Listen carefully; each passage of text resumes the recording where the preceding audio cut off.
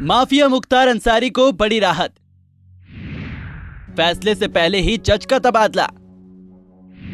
25 नवंबर को आना था कोर्ट का फैसला, किसके आदेश पर हुआ जज का ट्रांसफर। जेल में बंद बाहुबली मुख्तार अंसारी को गैंगस्टर एक्ट से जुड़े एक मामले में बड़ी राहत मिली है। दरअसल मुख्तार अंसारी पर फैसला आने के पहले ही जज साहब का तबादला हो गया और फैसले की तारीख बढ़ा दी गई।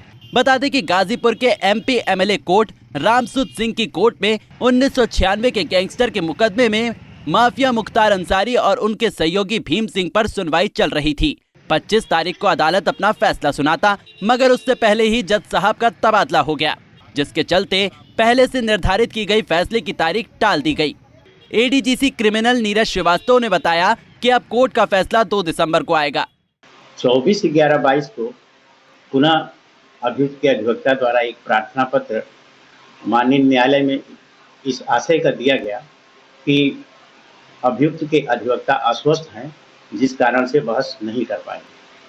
माननीय न्यायालय ने इसको उचित आधार न पाते हुए इस प्रार्थना पत्र को खारिज कर दिया और पत्रावली आज 25/11/2022 को निर्णय के लिए नियत थी, परंतु 24 तारीख को ही कल ही रात में किन्हीं परिस्थितियों में माननीय उच्च न्यायालय से एक आदेश प्राप्त हुआ और उस आदेश में यह कहा गया कि तत्काल प्रभाव से माननीय न्यायाधीश एमपी एमएलए कोर्ट गाजीपुर अपना पदभार जो है छोड़ करके जहां उनका स्थानांतरण हुआ था महाराजगंज में फैमिली जज के रूप में, वहां अपना कार्यभार ग्रहण करें।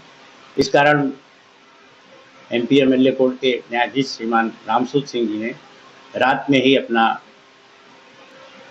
चार्ज छोड़ दिया और आज 25/11/22 को वो न्यायालय ये माना जाए कि रिक्त थी, इस कारण से, और चूंकि अधिकारी का स्थानांतरण हो गया इसलिए निर्णय देना संभव नहीं था, इसलिए वो निर्णय आज नहीं आ सका और उसमें 2/12/22 की डेट नियत की गई है। अब आगे पुनः बहस होगी। फिर बता दें कि इस मुकदमे में वाराणसी का चर्चित अवधेश राय हत्याकांड की भी सुनवाई चल रही है। इन्हीं मामलों को लेकर मुख्तार अंसारी और भीम सिंह के खिलाफ गैंगस्टर एक्ट के तहत मुकदमा दर्ज कराया गया था। इस मामले में गवाहों के बयान दर्ज किए जा चुके हैं। जज साहब को अपना फैसला सुनाना था, मगर उससे पहले ही जज साहब का तबादला हो गया। जज साहब का तबादला बचाव पक्ष के वकील लियाकत अली की ओर से लगाए गए आरोपों के बाद हुआ है।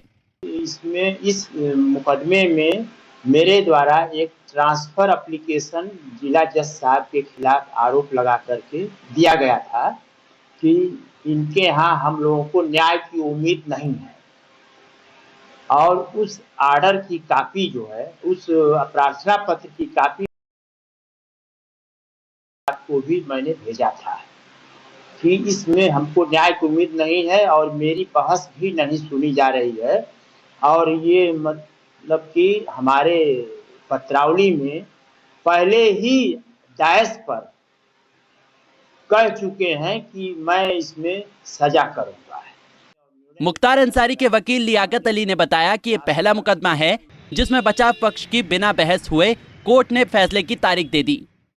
18/11/2022 के बाद सीधे 25/11/2022 को माननीय जज साहब द्वारा तारीख नियत की गई और आर्डर शीट में यह लिखा गया कि 25/11/22 को निर्णय हेतु तारीख नियत की जाती है और अभियोजन पक्ष द्वारा बहस पूरी की गई और मुख्तार अंसारी के अधिवक्ता यदि अपनी बहस करना चाहें तो 25/11 से पूर्व कर सकते हैं, नहीं तो 25/11/22 को निर्णय कर दिया जाएगा। यह 18/11 की आर्डर शीट में लिखा गया, जबकि ऐसा अपने हम 30 साल की वकालत में आज तक किसी भी कोर्ट में हमने आज तक किसी भी मुकदमे में हमने ऐसा नहीं देखा कि बचाव पक्ष की बिना बहस हुए निर्णय में पत्रावली को लगा दिया जाए।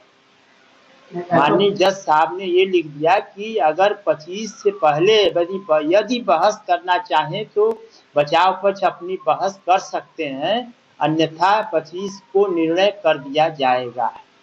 मुख्तार अंसारी के वकील का कहना है कि इस मामले में बचाव पक्ष को नहीं सुना गया, जबकि एडीजीसी क्रिमिनल नीरज श्रीवास्तव का कहना है कि मुख्तार अंसारी के लोग मौका मांगकर कोर्ट को गुमराह कर रहे थे।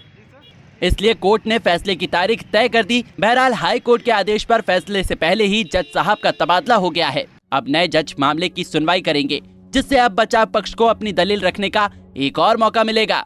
पंजाब केसरी टीवी के लिए गाजीपुर से आरिफ पारसी की रिपोर्ट।